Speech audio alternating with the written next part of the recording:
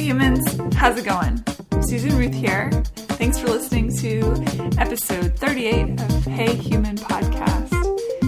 I had a conversation with, that was very melodic. I had a conversation with Annie Waugh, and she specializes in something called NST. And what that is, I'm going to just steal this right from her website, a technique that integrates both the neurological and structural rebalancing of the body.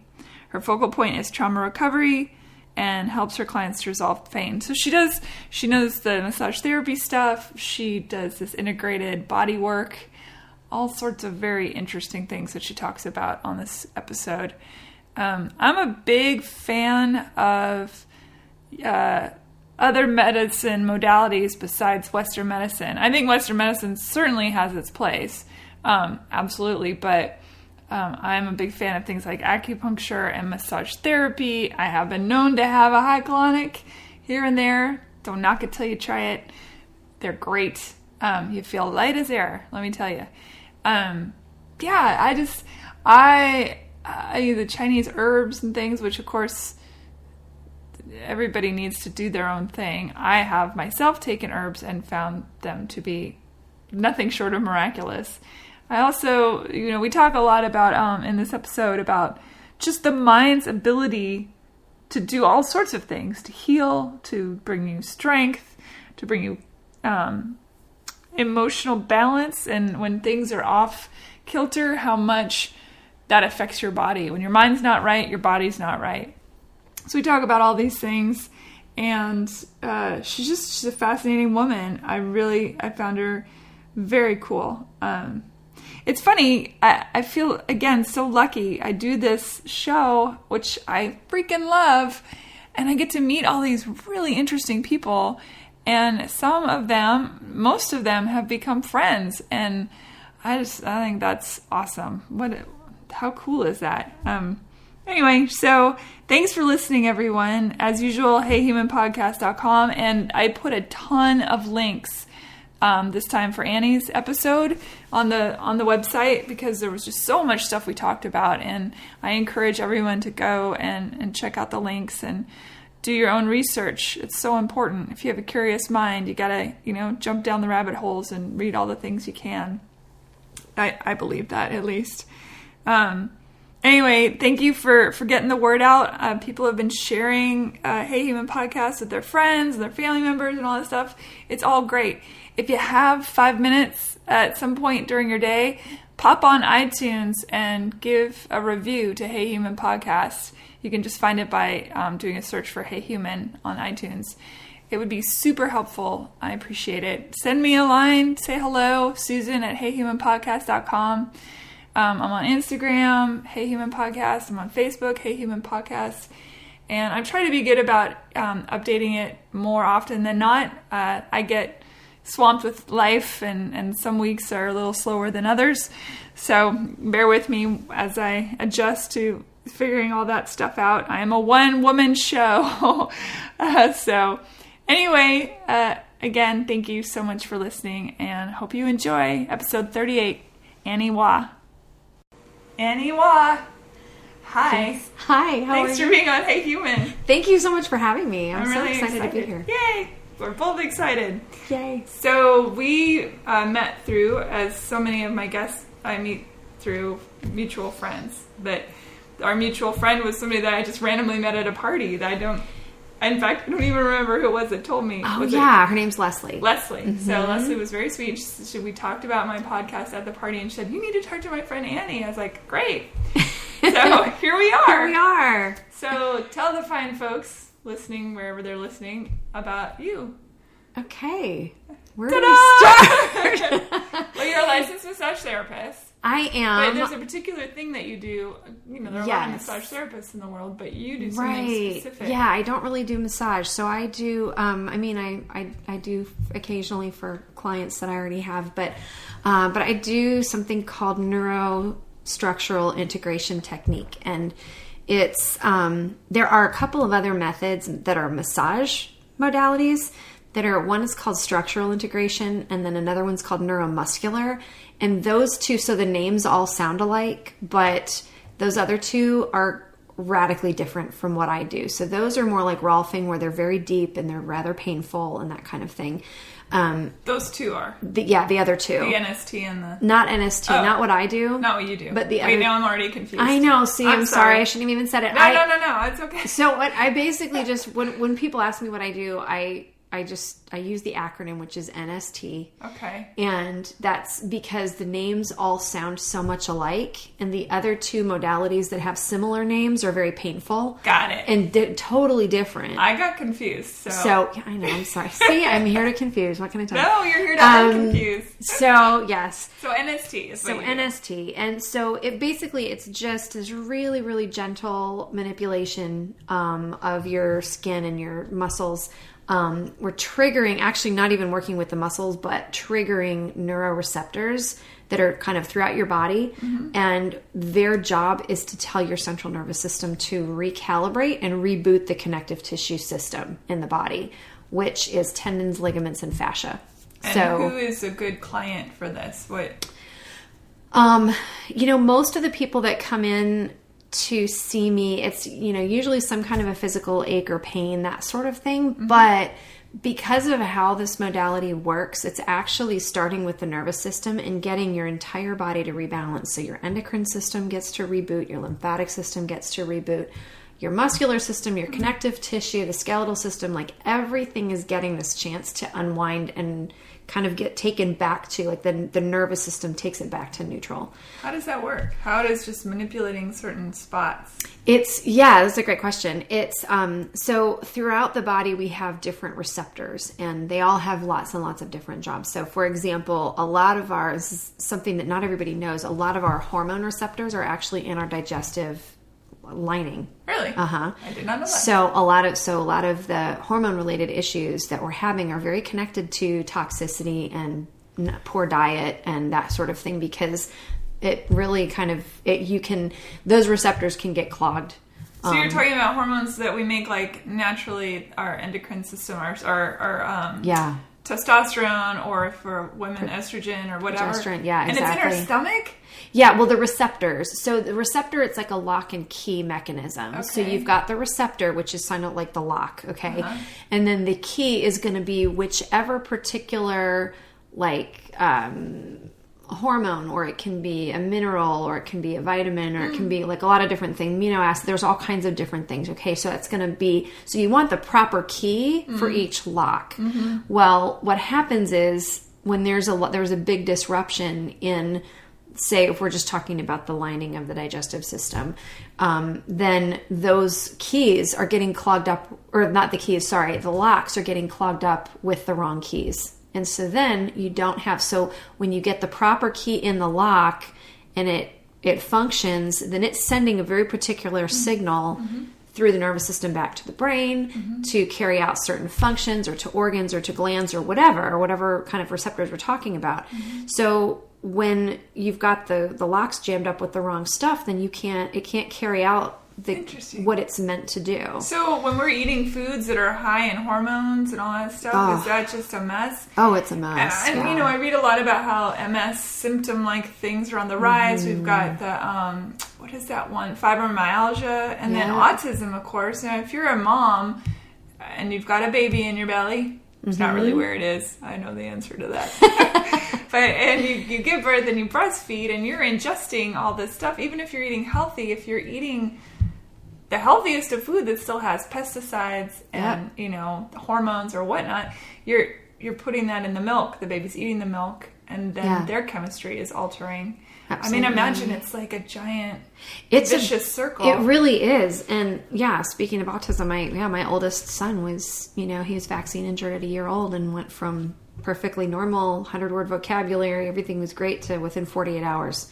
He couldn't talk. He was screaming, banging his head in the wall. Now, I don't blame just the vaccines for that. It was like a perfect storm of, I didn't really know much of anything about really being healthy and taking care of myself. I'd been a professional dancer when I was in high school and college, and I was really good at beating up my body, Of but course. not Yeah, you're very not allowed good to at- eat and stuff. Oh my yeah. gosh, it was crazy. And back at that time, it was when I was dancing, it was the low fat, high carb craze. Sure. And so we were really nutritionally starving ourselves and had no idea. Yeah. Anyway, that's a whole other story. Well, before we go, that, I want to ask about that. So you Yeah. said that because like I don't know how old you are. It doesn't matter. You don't need to say. I never do. So, you know, we grew up being vaccinated. Mm-hmm. You know, everyone I know got vaccinated. And there wasn't a single autistic kid in my school. right. Exactly. And now all of a sudden, but we weren't getting many vaccines either. Okay, so I don't know what kind of vaccines people are getting now. I believe you should vaccinate your children against things like smallpox. I think we're probably close in age. Maybe there were 7, I think. Yeah, and that there weren't was a lot. No, there's like 42 now. What? And so at the time didn't know that this happened to my son, he was 12 months old. And when I finally went back and looked at the records, because up to this point, I was just blindly doing whatever the doctors said, because I just trusted that everything was great. He received 19 vaccinations in his first year of life. Oh, that You seems can't like do a that. lot to You a- can't do that to an adult and have them come out okay. No, they don't do that. And to that adults. and he was born out in California, and they had already accelerated the vaccine schedule at that time. He's going to turn 20 this year. Did he recover from that, or Eventually, yeah. That's why I'm doing what I do now. Okay. Is because of what happened to my son. okay, got it. The other thing that was a component with his birth and all of that was that, okay, so I wasn't real healthy, but I didn't know that I wasn't healthy. Sure. I had been addicted to Diet Coke forever. Well, years later, on the other side of all that, I found out that was completely screwing up my calcium channel receptors. So I was throwing calcium into my arteries and into joints and stuff. Diet soda's Well, horrible. guess for what you. happened to my placenta? Oh, I don't know. So it's getting had all these chunks of calcium in it. So it wasn't getting the baby what they needed. So I had 3 kids in 3 years, and with my second and my third, and I had quit drinking Diet Coke by then, but the damage was done.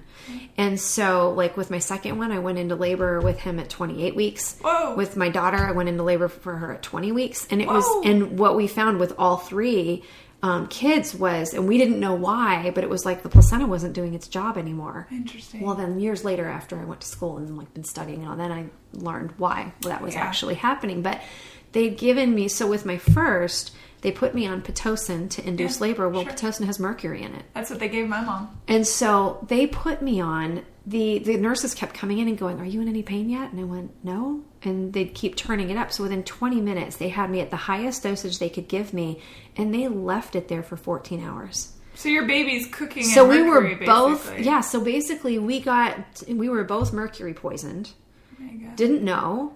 And then he has this onslaught of vaccines added to that. So see, it's all this whole perfect It's a storm perfect thing, storm. right? When my mom was pregnant with me, and she was in Greece and working on her doctorate, and they didn't have fluoride in the water there like they do here, and so she actually took fluoride pills. Oh my gosh! So, and I have a few weird birth defects. Not that you could tell by looking at me, but I have a few weird abnormal things that I've had either surgery on or whatever, and you gotta wonder if some of the things I teased my parents that, first of all, they were quite old when they had me, and I was the accidental baby, and secondly, the stuff that my mom took or did. Oh gosh. And I guess I kicked a lot, and so the doctor told her, OBG told her, have a couple glasses of wine, she'll stop kicking.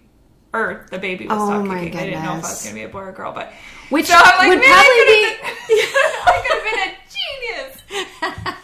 Well, and it probably would have been okay if that had happened once or twice, but if she was doing red it light or green light, if she was doing it every night, then that would start affecting you. But yeah, when I went into labor with my second son, Sammy,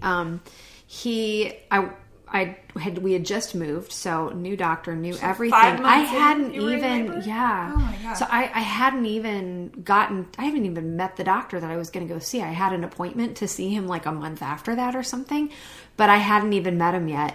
And, but I didn't really know it because after already having had a baby, I knew what real labor versus false labor felt like. And I was like, oh no, these are real contractions. So I call and, they had him call me back because it was at nighttime.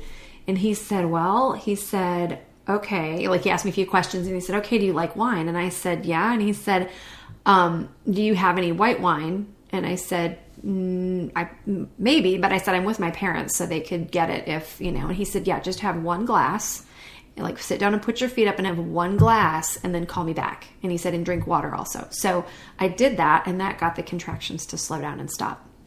And he said, and he told me, he was like, don't worry. He's like, it's not going to hurt the baby unless you have like a bunch of hard liquor or something, or you did this regularly. He said, but one time is okay. Do you have heroin? I want you to shoot up heroin just for an hour. Just once. But anyway, so it was really, so I went in and I was like dilated to 2 centimeters already and stuff like that. So then they put me on the drugs to keep me from having him too early. And so anyway, those are all more stories. These things got you into what you're doing now. So right. Well, with my oldest, I mean, fortunately, my next 2 children, they were fine, and I certainly was not okay with vaccinating at the same rate that they were before. So I was starting to pull back on that and put the brakes on with that.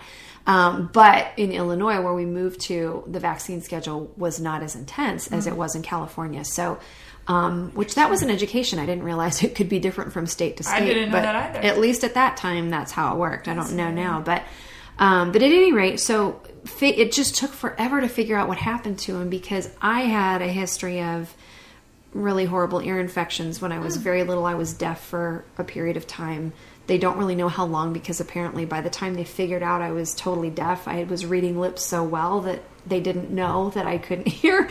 So, because toddlers just cope and adjust, right? They just figure it out. So I guess that's what happened there. But because of that history that I had, then the doctors were going, oh, it couldn't be the vaccines. Maybe he's having ear infections. Maybe he's, because you have that history. So maybe blah, blah, blah. So, you're panicking as a parent, watching your child fall into this abyss and going, what is going on? And Western medicine is not always great at... So, right. Oh, exactly. They don't really go down into the thing. They just look at what's on top and go, oh, we'll just give you a pill for that. Let's just suppress symptoms. Yeah.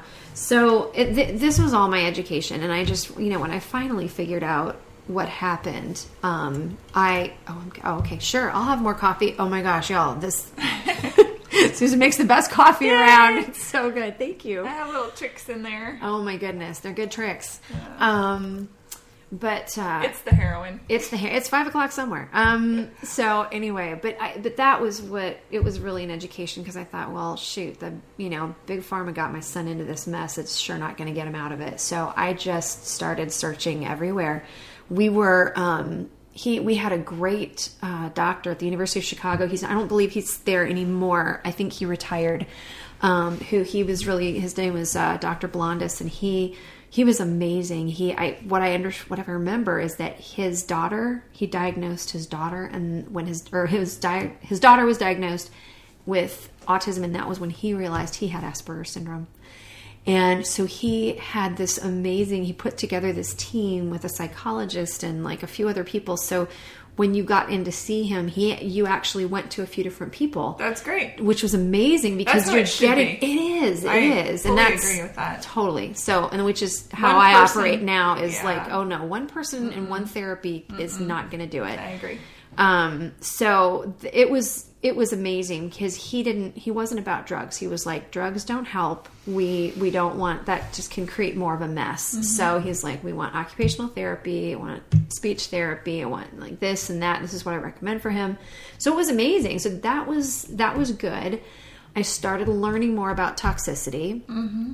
Which we're being poisoned at an insane rate just by I just went through that's awful. I just had a pesticide. I had to go through protocol for pesticide poisoning.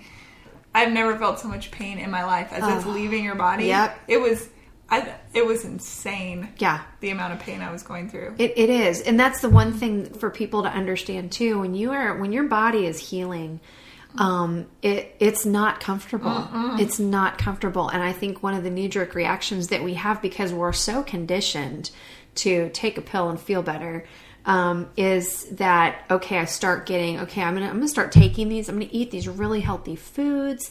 I'm going to do some mindfulness, like meditation. I'm going to, add these good things into my life.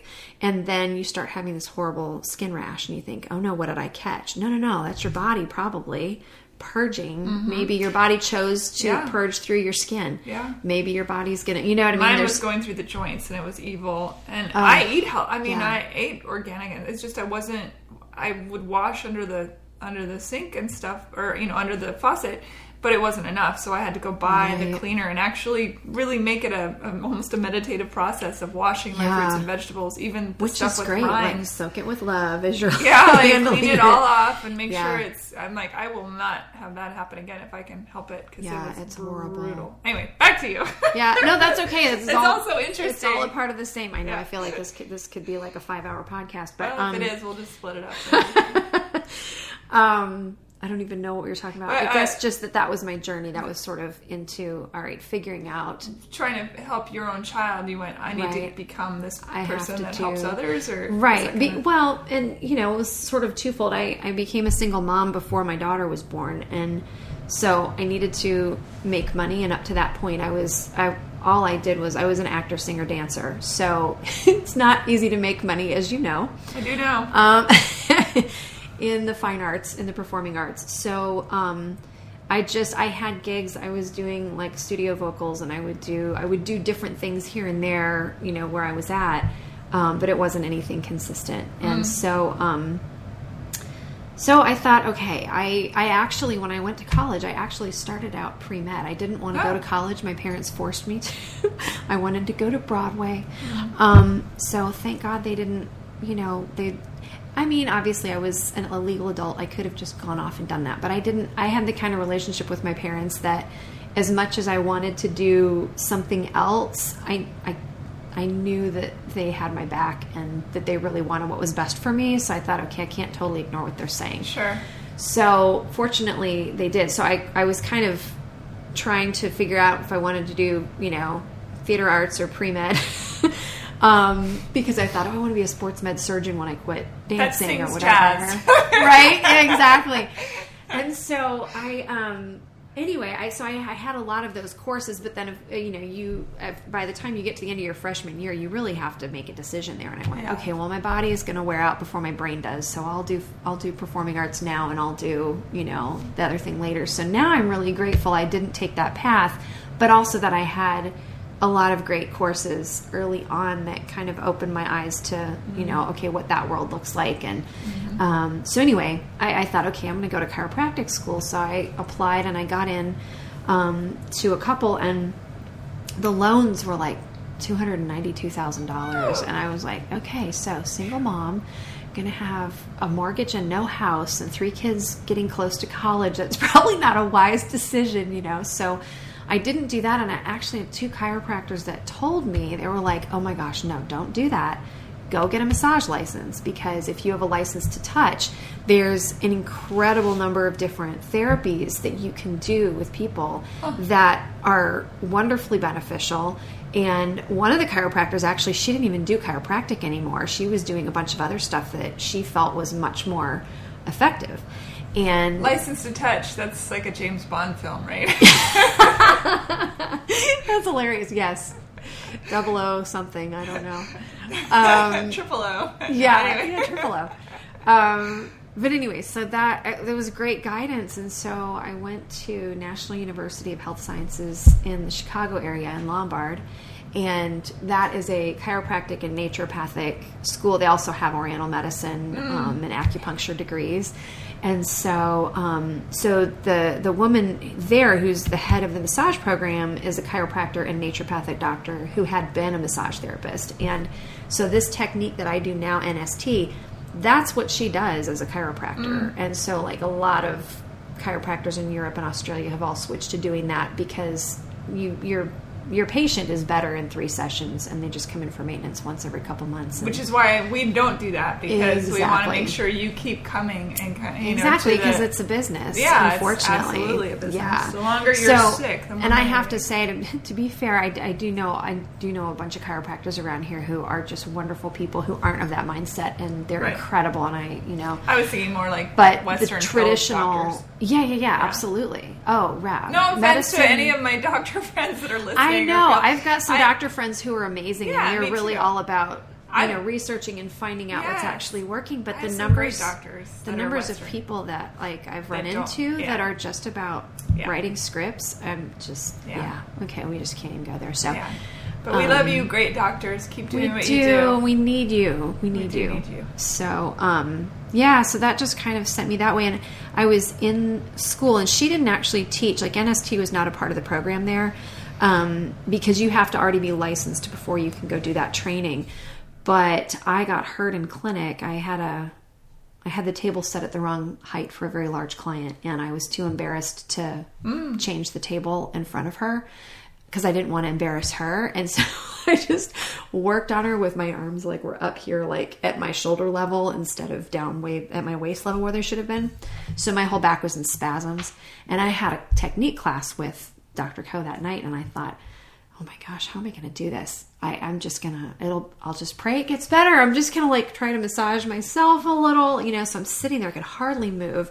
And we had to, after the lecture part was done, we had to get up and then go do the hands-on portion of the class, and she could see I was hardly moving, and she was like, well, let me fix you so you can take class. And she was really down to earth and casual about it, and I thought, okay, great, and I'm thinking, okay, she's a chiropractor, this is not going to end well, my back is in spasms, this is not going to be okay. And it's not going to end well. No. And then she just started doing this really gentle manipulation. It feels like you're not, I'm doing nothing really. And just instantly, everything in my body started releasing, and the pain was gone immediately. And I was like, what in the world is she doing?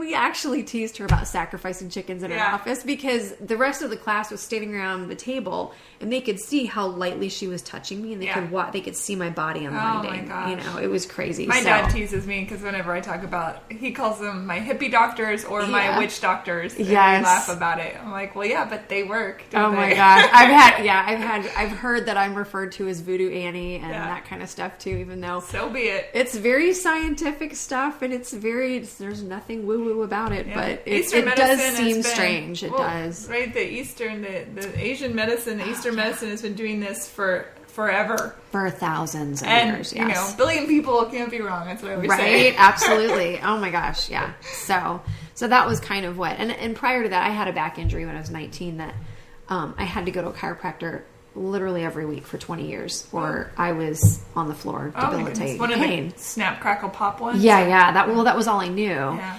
And so they saved me from surgery. I was so grateful for that. But I had to keep going, and I always thought, man, there's something wrong with this. Why do I have to get fixed in order to just function all the time? But, well, I have to do what I have to do, Yeah. And then after Dr. Ko did that to me, I did the 2 other sessions. I have never been in that pain again. I've never needed to go get cracked. I mean, it was, and she was like, well, yeah, I mean, this is what, because basically with traditional chiro, that's high velocity, you're forcing the bones into place. But the connective tissue is actually what's in charge of where those bones are. And it's programmed by the central nervous system. You can't force it into place and have it stay, really. It's because the connective tissue is programmed to pull it back out. So with NST, basically I'm pushing the buttons around on your body that it's sending the signal to your nervous system, that particular neuroreceptor. Its whole job is to tell the central nervous system to recalibrate that ligament, tendon, fascia to take it back to neutral. So your body, the bones realign themselves. I don't ever manipulate bones, but your body lines itself back up on the table. Cool. And then your nervous system is learning how to hold that alignment. So usually, the World Health Organization did a 3-year study on this technique in Europe, and they found that 85% of everyone in the study was completely resolved with 3 sessions or less. 13% needed 4 to 6 sessions. And then the remaining just needed more ongoing palliative care because they had maybe congenital issues, maybe, you know what I mean, whatever. I don't know what the data is because I didn't read it, but on what those particular issues were. But yeah, so and those stats have really held up in my practice. So it's been really exciting to be able to help people be able to just go live their lives. Because I think that's what most of us who are in natural healthcare want is, you know, you want people to, we're doing what we're doing so people can go live their life, not so they can come into our office every week. Right. You know? Yeah. I bet you some interesting things come up when you're working on people. Because I personally believe that the body is like an onion and that, you know, our layers, we start building layers up from birth, and any kind of trauma or injury or emotional trauma gets stored somewhere. And we may, as we talked before we turned on the recorder, we may not even remember a particular trauma, but the body does. The body knows everything. Like, I drowned when I was 3, and so now, and I died. Amazing. And so now whenever I get into water where I can't see the bottom, like a lake or a river or whatever, my body remembers. My brain knows I'm not going to drown. I'm a grown woman, but my body goes, and it takes my mind a moment to tell my body, you're not drowning. It's okay. And it still happens after all these years. It still happens. Yeah. It's very interesting. And the body remembers. The body remembers. And so that's something that, so I do a lot of work with people on that because that's something we can get our bodies to release that and heal that. What if we don't know it's there?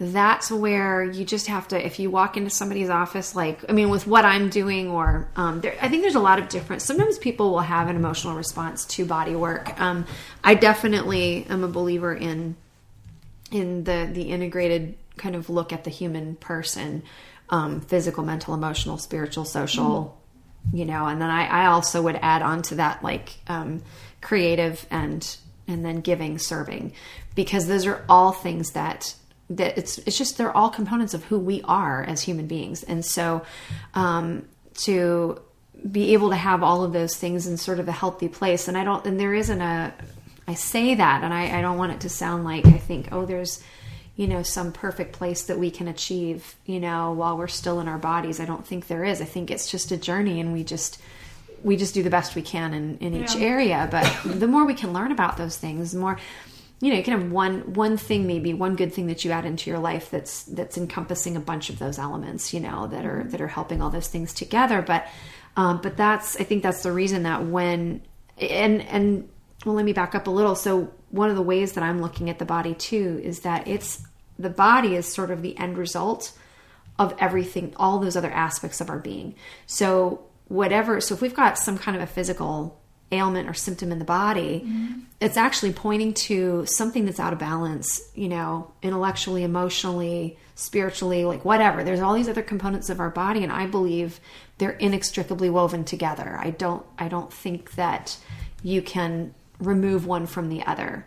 And certainly the way that we have traditionally looked at the body in the Western world is very much just physical. And then, you know, this part of you is over here, your emotions are over here, your intellect is here, you know, and that's not at all how we're put together. It all affects everything else. And then the body itself, the way that things in the body are so woven together and connected to each other. And that's something that a lot of people don't realize until they come in with something and they're going, okay, so this side of my neck keeps hurting and I don't really know why. And I know that, okay, and then I've got this other thing going on with this knee, and then my shoulder kind of, this happens. And so, like, I'm a mess. I've got so many different things going on, and I'm going, it's all one thing. Actually, it's all connected, and we just have to rebalance, because that's just all compensation. Yeah. So, I geek out about all that, and I can talk about it. I remember when I first learned about referred pain, I was like, what is this? And that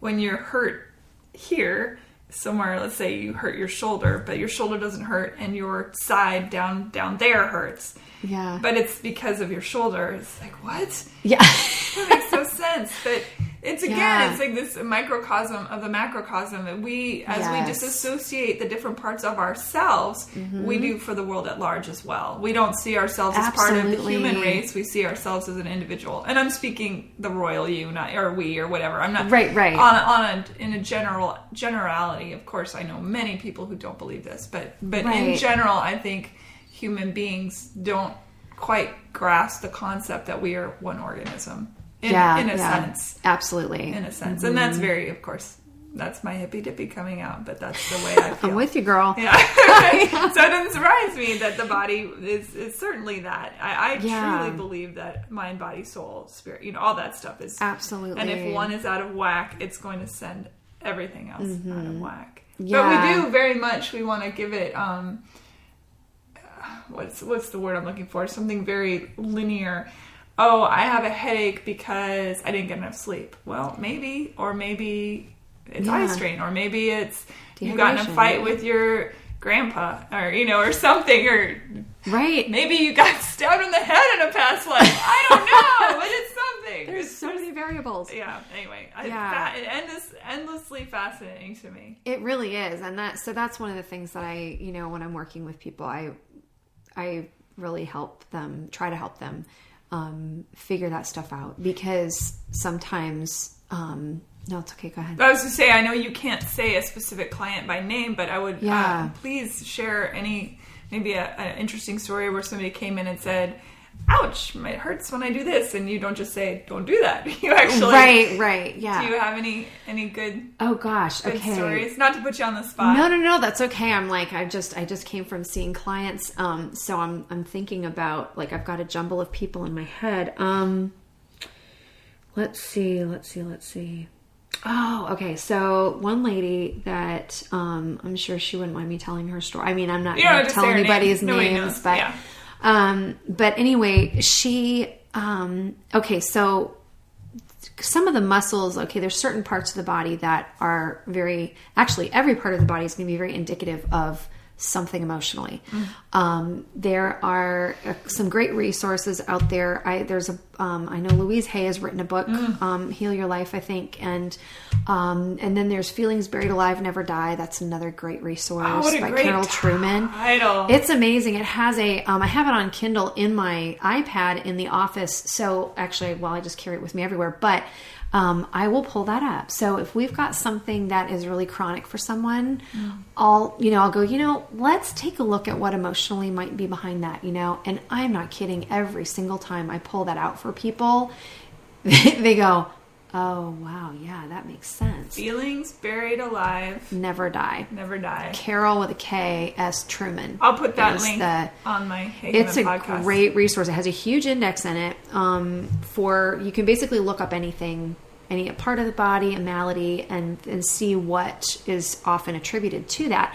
And then there's also another index for kind of a meditative kind of process that you can think through, where you will look at maybe an emotion that isn't serving you real well, like, unforgiveness, or, I don't know, just feeling really dejected or rejected or something like that. And then, so it'll have those words, we'll have that word, and then 3 positive alternatives to that.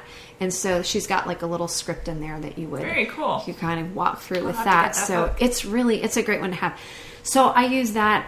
I'm still in the midst of studying German New Medicine, and that's another, it's amazing, where basically this, doctor from Germany, let's see if I can nutshell it quickly. Great internist, very renowned. He and his wife were both physicians, and they were on holiday. This was, I think, in 1979. Their son was shot.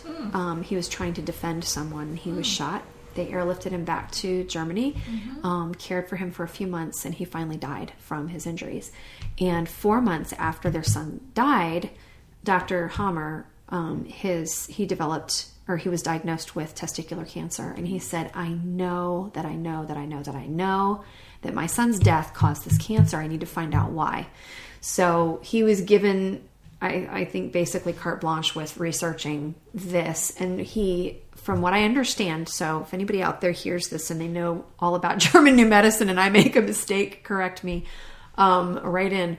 But he basically interviewed all the patients, and then they did brain scans. So I want to say they were MRIs, of the brains. And basically what he found, long story short, was that emotional conflict, they were very specific. Emotional conflicts would happen in specific parts of the brain that would engage the body in this natural biological process of, which would be a proliferation of cells in some cases. In other cases, it would be like an ulceration of cells. And it depends Explain what an ulceration is, because kind of like getting rid of cells, creating an ulcer, basically. So almost like creating a hole in the... Like a wound. Basically. Yeah, creating a wound.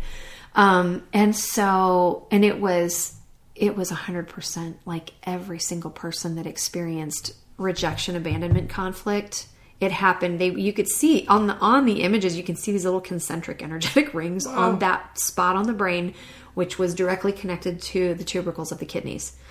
Unbelievable. And believable. But yeah, unbelievable. Right. So like for that particular example, what they said was, okay, so looking at the body, the way the body is thinking biologically, anciently, okay, if I'm out of my tribe, then I may not be able to get food or water. Okay, so that would be like rejection, abandonment. Your body could perceive that as, oh my gosh, I've been ousted. I may not be able to fend for myself.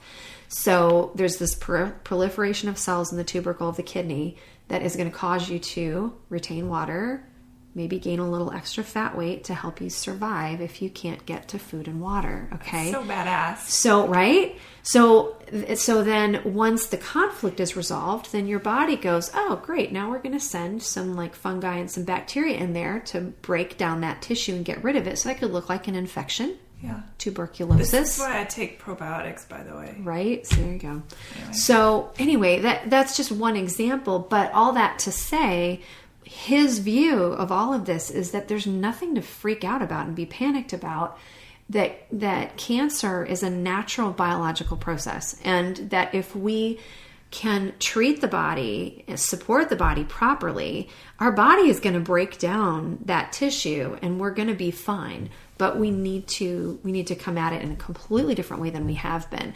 So what I have found, so as I've been studying all of these different things, what I think is so cool is that with Dr. Hammer's model and the Carol Truman book and the Louise Hay book and like some of these other things where people are connecting emotional conflict to physical response in the body, none of these people were working together, and guess what? They're all finding the same thing. Yeah. So I was like, okay, well, we have to sit up and take notice of that. We know that stress does a number on the body, and I always find it so fascinating that people will be like, well, I know stress is bad for my body and it causes this stuff, and yet they can't take that tiny little step. To them, it looks like this huge leap to believe that there are other things that would, in fact, make a malady inside the body. That, right. Isn't that funny? Like trauma, like sexual trauma, how that might manifest, or being yelled at, or being stressed out in traffic, or whatever. What the things that it does to the body, releasing the cortisone and doing,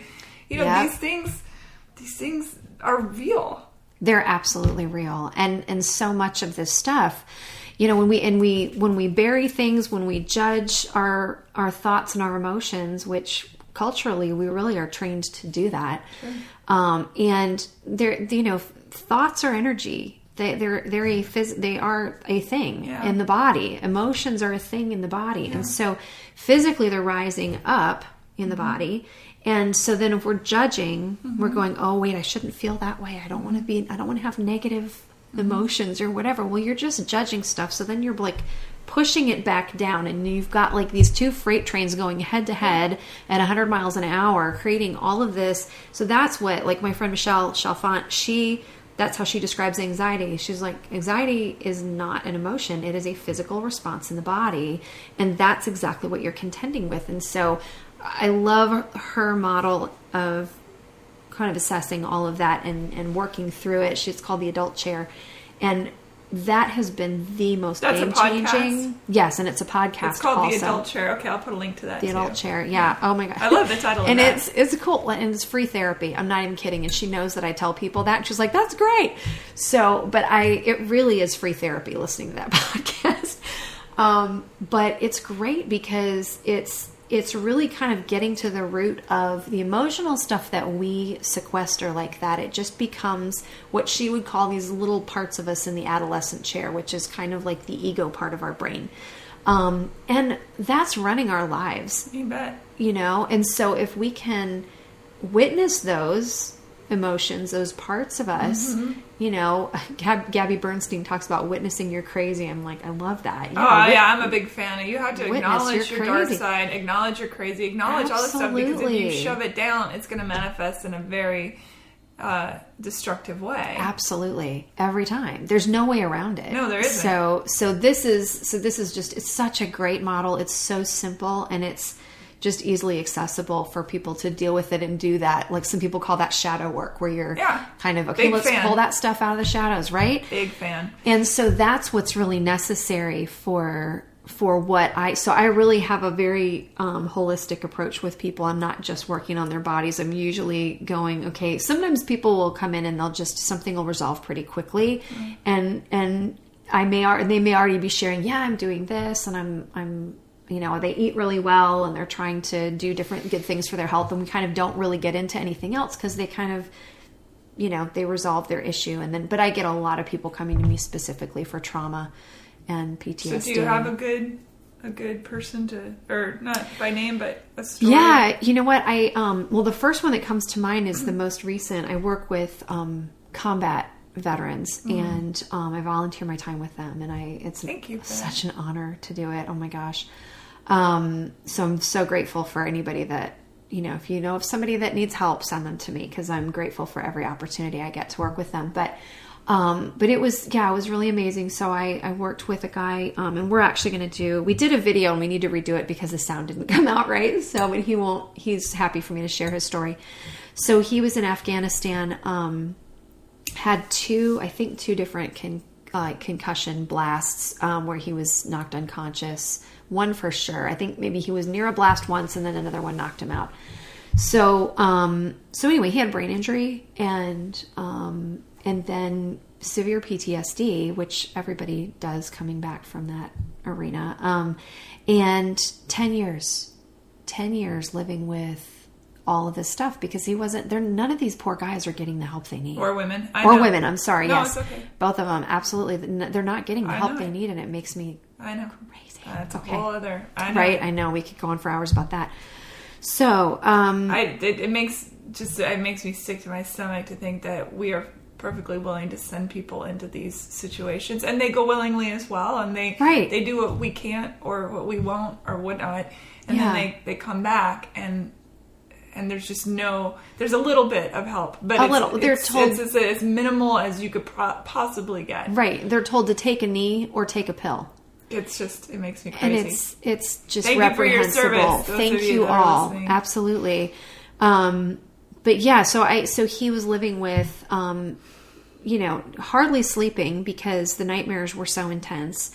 Headaches, migraines constantly, for 10 years. Okay. And putting him on different meds. And he said, I definitely tried, to check out and just drink a lot for a while. I did that, realized that wasn't working. Suicide rate among these people is just insane among our service people. And it doesn't, it just, 22. It needs to, 22 a day. A day. That's 22 a day. It's insane. It is. So I wish there were many more people. I mean, I think, and here's the thing, I think there's a lot of people out there that really, other therapists like myself who really want to help these men and women, and we're willing to volunteer our time to do it, and they don't know. They don't know where to find us. So find me. Yeah.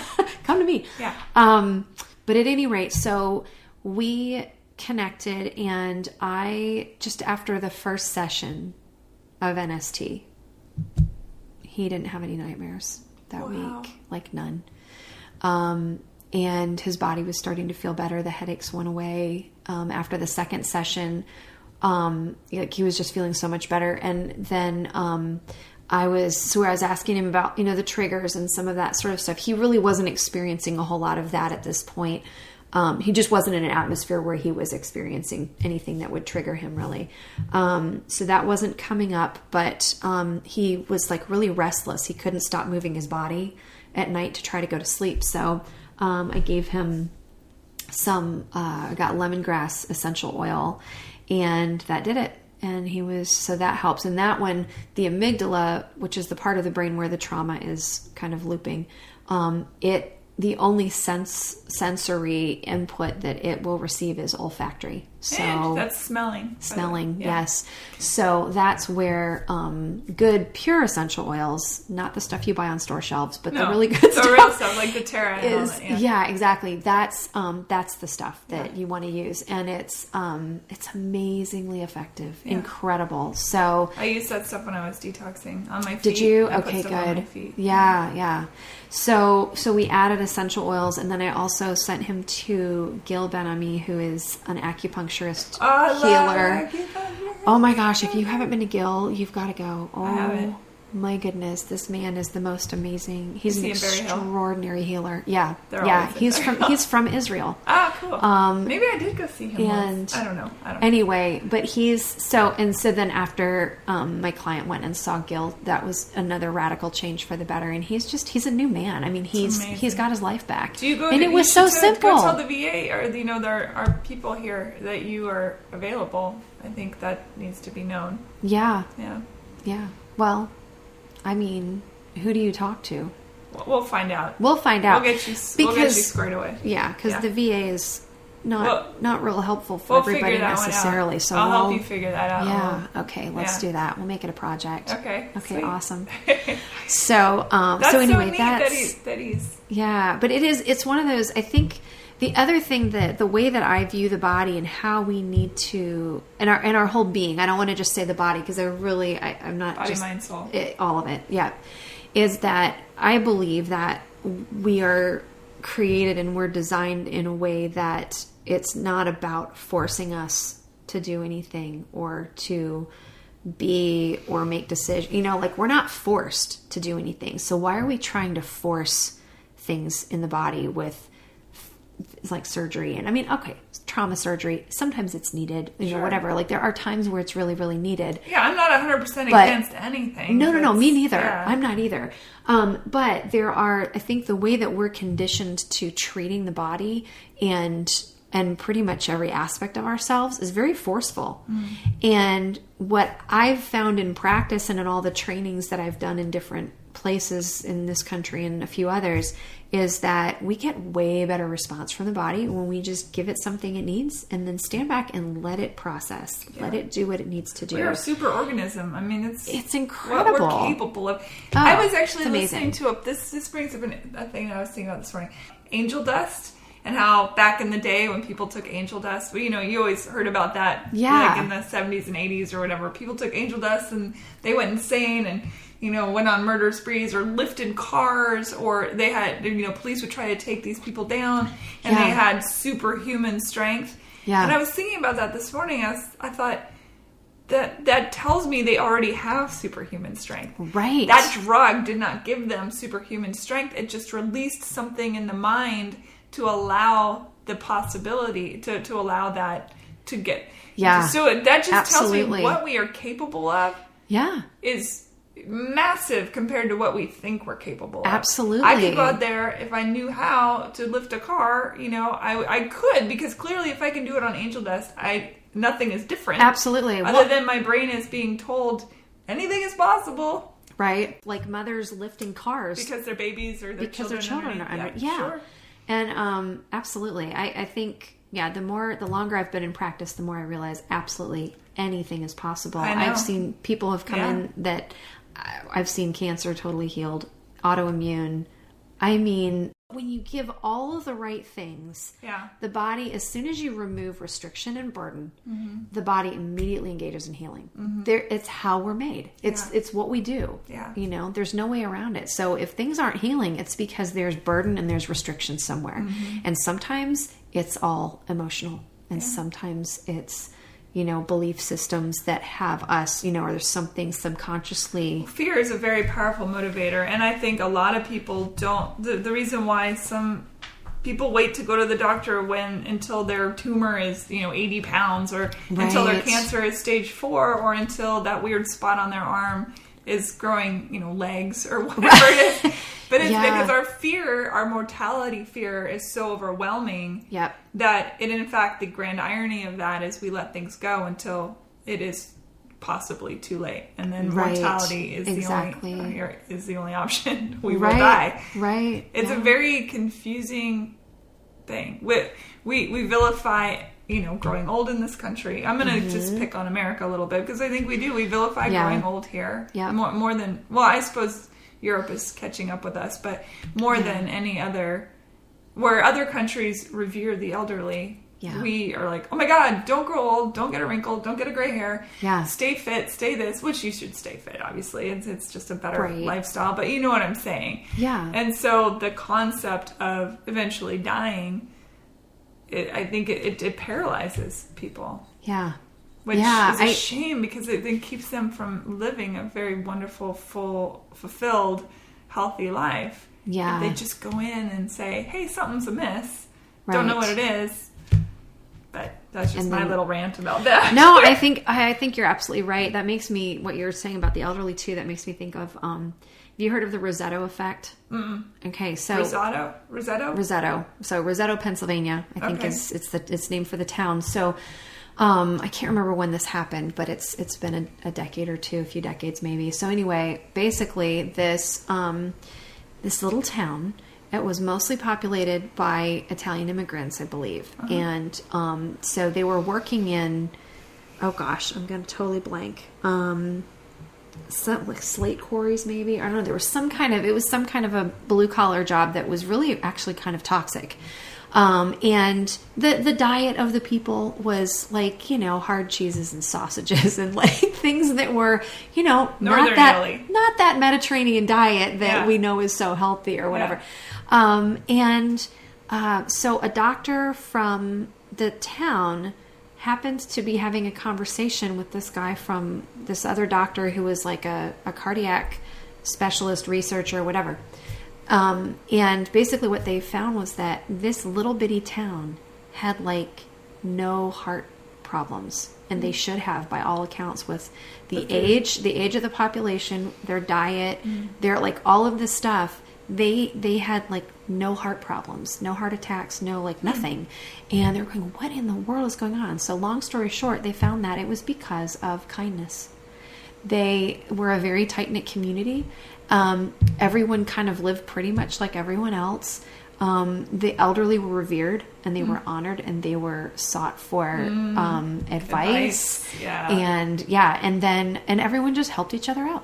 They just worked together as, you would hope that we could. Like going, oh yeah, back in the days, it's like those Japanese villages, peaceful where tribes, it's very much like that, where people live to be 300 years old, right? Yeah, but it was so the difference was just staggering. But it was just all about they were just kind. Yeah, people were kind and considerate. Goes a long way. Yeah, yeah.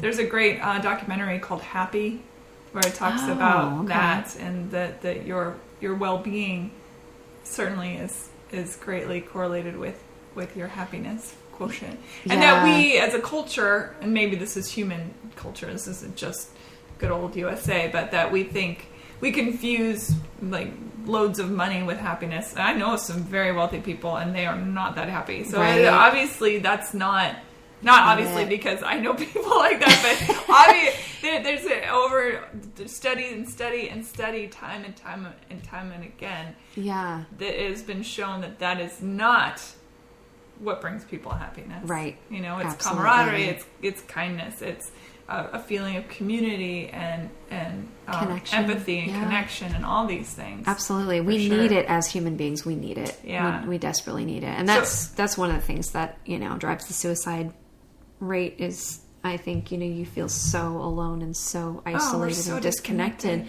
that you can't take it anymore. Yeah. Yeah. I know, it just makes me want to go up to strangers and touch them and say, I love you. Which sounds I love the crazy, story but that you were talking about the other day on the podcast with Sean about the man on the airplane. I was like, oh, yay. Thank you, Susan. Yeah, well, I mean, that's the thing. It's like you have to... We have to reach out. Yeah. We have to tell people... You're talking about the Sikh? Yeah. Yeah. Yeah. Yeah. Oh, it's so important. It's funny, the other day I went to dinner with a casual friend who I don't know super well, but she and I, we grabbed a late night snack and we had a lovely time. It was fun, and we were, going to our separate ways to our car, and we hugged goodbye, and I said, see you later, I love you. And she stopped. She said, you love me? And I said, yeah. And she said, you barely know me. How can you love me? I said, because I love you as in your you-ness. Just, I love you. There's nothing more, nothing less. There's no complication to it. It's not, there's nothing to you're it. Another human being and I value you. Exactly. And And it really got me thinking. I actually chewed on it for a few days thinking, well, that's such an interesting... So her response is in direct correlation with however she feels about herself. Right. And she's a lovely, lovely woman, and it's but I don't know what's going on in her mind. Does she, by her saying you love me, is she saying I'm not worthy of love? Is she saying you don't know me and I have, pretty good boundaries and whatever, and that means something completely different? Is it a different language that I'm speaking? Right. When I say love, I mean love. Right. I don't mean love. Right. And it's interesting. It's like that thing about how Eskimos or whatever that I've heard, I don't even know if it's true because I've never looked it up, and I should, that they have 54 words for love. Oh, wow. There's some culture. I'm probably getting it wrong, and I'm sorry to all the Eskimos out there if I'm screwing it up, but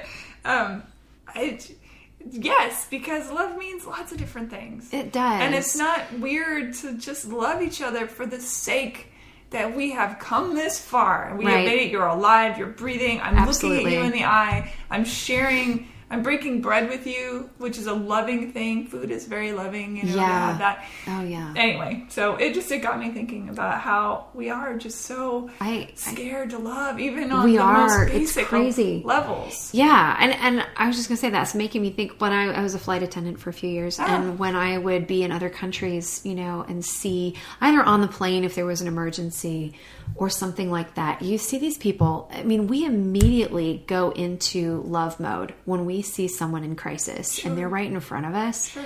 It doesn't, I mean, so like you would see, I mean, I can't even pull out one specific example because this happened so often, where someone would be in need of something and you would see people coming, and there's like 5 languages nobody can say, but you can see they're like, just the look on their face. Yeah. They're reaching forward with their hands. They're leaning forward, and they're like, they're just pouring out love. Like, I want to help. What can I do? Mm-hmm. And that's who we are as human beings. And, I agree. And that's what that doesn't sell newspapers, unfortunately. No, it doesn't. But that's what... If they can remember that. Yeah. And I'm as guilty as the next person to not remember that in times when I see the news too. and I think, oh my God. Yeah, absolutely. Yeah, I had somebody was talking about, all the negativity and all the crazy stuff on the news and in the political arena and all of that stuff that we're dealing with right now. But you know what I'm seeing, is not anything other than like, I'm seeing all this good stuff happening. I'm going, wait a second, this is amazing. Look how everyone is stepping up. Mm-hmm. Because everyone that I'm seeing is reaching out in love and trying to make things better. Yeah.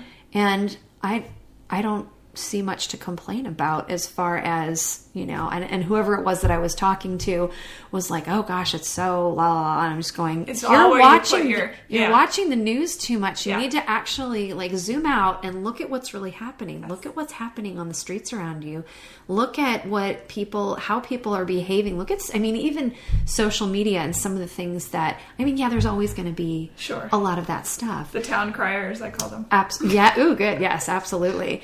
But, I don't know. I've seen a lot of different like celebrities or people who are kind of in the public eye a little bit more, posting like really beautiful things about kind of looking at the world and being in each other. And I don't know. I'm seeing more beauty and more love coming great. out of all of this than anything. And I just think it's wonderful. So let's keep it going. Yeah. You know? Yeah. It's a choice. Love is all we need. The Beatles are right. It's so true. I mean, and oxygen is good too. But well, yeah. I guess. But yeah, I agree with you absolutely. And you can zoom in on anything and you know, let's just say you get a little scratch on your arm.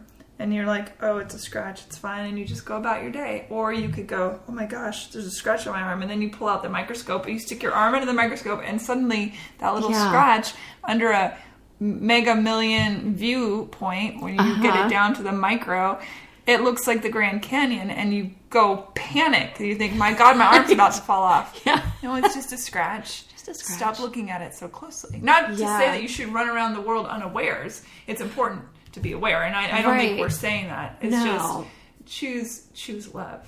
Choose love is a great way to be. Yeah, absolutely. Yeah. And I think, and I extend that to, you know, even like how we're looking at how we're taking care of ourselves too, because it's the same thing. Like you were saying with the scratch, like we get all in our head and we zoom in and we start looking at all these different things and all the possibilities and everything that's not even happening.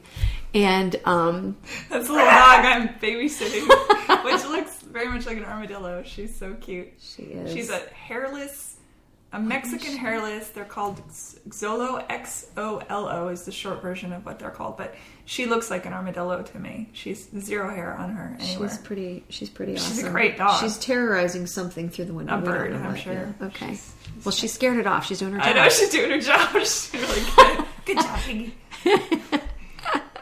Yeah, anyway, sorry for that. No, that's okay. That's okay. No, but I guess all I was going to say was just that, you know, when we're looking at whatever we're dealing with, I think the reason that we get lost in, okay, well, I've got this problem and I've got this problem and, you know, all the anxiety and all this other stuff, because we're so zoomed in. Yeah. We just have to, like, we're not even going to be able to see what we need to do with the body. Right. Unless we zoom out and we look at everything as, not just the body as a whole, but then, okay, what the spiritual body, the emotional body, the intellectual, like all of those other parts of us, you know what I mean? You have to be able to look at all of it together. It's so important. It really is. Yeah. It really, really is. So Yay!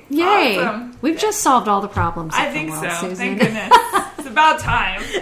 I knew it would happen. So episode 38 apparently is where all the problems of the world is solved.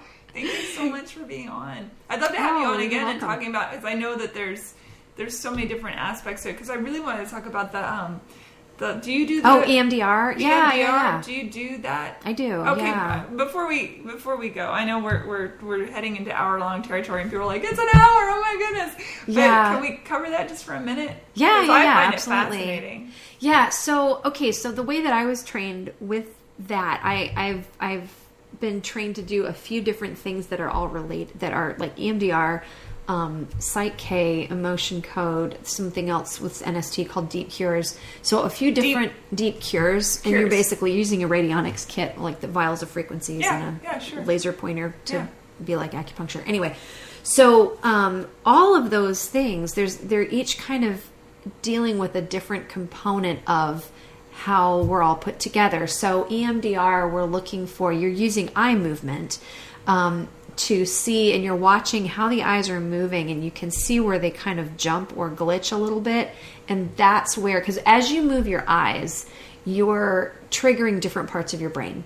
Okay, so when we're getting to that point, you're just kind of like, you're moving back and forth when you find, so the therapist for me, like I'm moving my hand all around, they're following my hand, and I see where the eyes are glitching.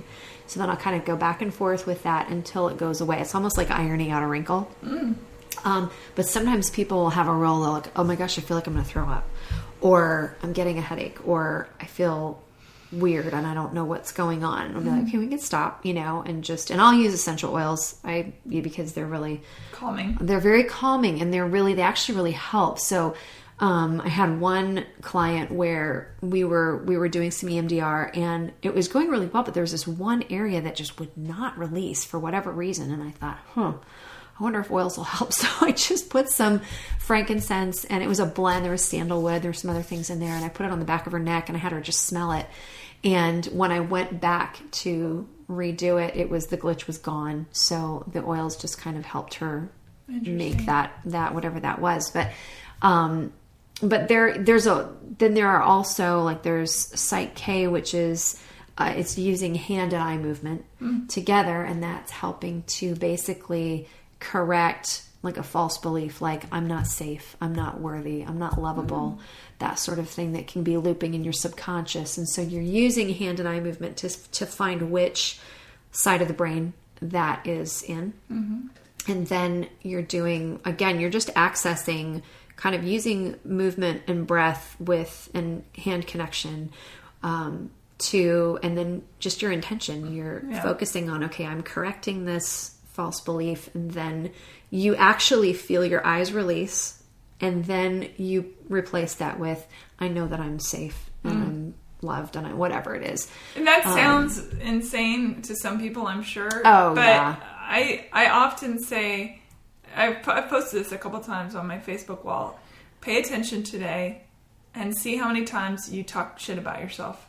Oh gosh, yeah. And if you are actually being conscious of how many times you verbally abuse yourself, down to the littlest, like, oh my God, a wrinkle, what's going on, to, oh, I'm so stupid. Even if you're saying it in that sort of like, it is insane how many times we do that in a day to ourselves. Yes. Yep. It really, if you tally it up, by the end of the day, you'll be like, whoa. Yeah. Because the thing you would never talk to another person like right, that. Exactly. And I mean, I can sit there and I'll have conversations with people about these very things. Like, you know, when this comes up, like, okay, when I'm kind of testing through some stuff with a client and we're trying to figure out, okay, like all these modalities that I can help them with, you know, what's really appropriate for this person in this moment. And so, you know, that might come up where it'll be really strong. Like, okay, they are definitely, their subconscious feels like they're not safe. Right. But cognitively, I know I'm safe. I'm not, but your subconscious is looping that. So guess what you're living out of? Right. Your subconscious is 90% of your mind. So those are those things, or trapped emotions, just all that kind of stuff, where there are all of these really simple little things that you can do. And in fact, taking that back to Michelle, because in the adult chair, she does all that stuff too. And so what she was telling me was, with clients, she would do all of that because I was working through something, and I was doing a bunch of emotion code and Psych K and stuff like that on myself. And then the same thing would come up again, like after a week or two, and I was going, what is going on? And she said, well, there's a part of you in your adolescent chair that needs to be dealt with. So I did childhood. Right. Yeah. It had to be, it had to do with that. And so as soon as I handled that and reintegrated that part of me that was sounding the alarm in the adult chair, or the adolescent chair or whatever, then all that stuff went away. Yeah. And so I was telling her, I was like, wait a second. So I can have false beliefs in my subconscious, or trapped emotions in my body, or like all these different things, and get rid of them. But if there's that aspect in my adolescent chair or ego that's still there unresolved, that little part of me, that 13-year-old that felt rejected or whatever, and I don't deal with that little part of me keeps generating new false beliefs or new whatever. And she's like, exactly. So she said, she told me, she was like, yeah, I used to do a lot of that, but she was like, this just really gets to the root of it. So that's why I'm like, every one of my clients knows who she is. And I've recommended the adult chair to everybody because that's so powerful. It's so simple, and I think that's the answer is. Well, and going back to even the scent and how the brain responds to the smell of something. I have a perfect example for this because I used to get horribly airsick when I fly. Oh, okay. And I had a nurse tell me, next time you start feeling that coming on, grab your Purell that we all carry, your hand sanitizer, throw a gloop in your hand and sniff it.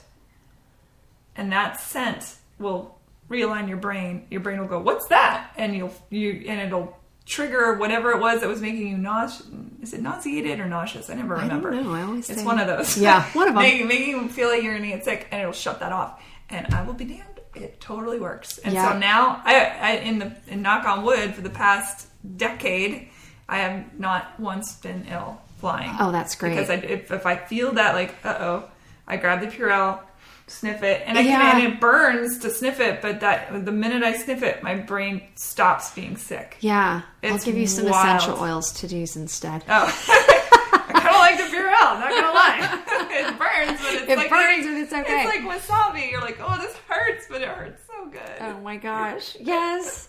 Anyway, I find that stuff so it really is. Well, yeah, that whole The Power of the Mind, a great book. Bill Moyers, Joseph Campbell, Bill Moyers' book, Power of the Mind, where Bill Moyers ran around talking to all sorts of people from Western to Eastern medicines about how the mind truly controls our well-being on so many deep levels that are, you speak of the subconscious. Yeah. And that, that one of the things that people need to not be afraid of unearthing stuff, because it doesn't always, if you, I think my perception and my experience, I can only speak to my own experience with subconscious mind and unearthing things that are difficult, is that our subconscious knows when it's safe and when it's not safe to bring that stuff up. And I have found that generally once someone is in a place where it's the right timing, maybe in their life, and the right supports are in place for them to kind of work through stuff, that's when that can start coming up. So I had with my own experience, I had a lot of trauma in my childhood, and particularly when I was 19, and I had no memory. I had completely disassociated from it. Completely. I had no memory of it at all. And after my first session of NST, where basically what was happening with that, my basically it's working from the nervous system out. So I'm getting my body, my whole being is getting this chance for my nervous system to start recalibrating and rebalancing everything. So my physical body, but it's also allowing emotional stuff to come up as well. And your subconscious gets the same chance, right? So I started having flashbacks of what happened to me after that first session. And my first thought was, because it was pretty horrific, and I thought, oh my gosh, how in the world did I block it out? And then my next thought was, oh no, I'm going to be like in a heap in the corner, not able to function if I'm going to have to process through all this. And that never happened. I mean, it's very gentle. The heap on the floor never happened. Yeah. It was very gentle. And I thought, well, shoot, I'm not going to lug this around in my subconscious, So I found a therapist, and I got to work right away, and I met a wonderful woman who really helped me a ton with all of that initially, and so anyway, I guess all that to say, I think, when the right things are in place, or if it's coming up for you, there's a reason, and maybe it's time, and you just need to find. Don't be afraid. Because getting to the other side of things is so lovely. Oh my gosh, it's so lovely, and the lightness of being, to steal that line. Yeah, there's nothing like it. There really isn't, and you don't understand how suffocated you've been for sometimes your whole life. How you treat other people, or even how you treat yourself by reflection. We don't even see it because we're in the middle of it. And a lot of times we don't remember. Yeah. So there's that too. Absolutely. Thank you so much, Annie. Thank you for having me. Oh my gosh, what a treat! It's my pleasure, and as always, for everyone listening, heyhumanpodcast.com. I'll have links to all the stuff that we've been talking about, so you can go on there and get all that good stuff. All right. Yay. Awesome. Thanks, everybody.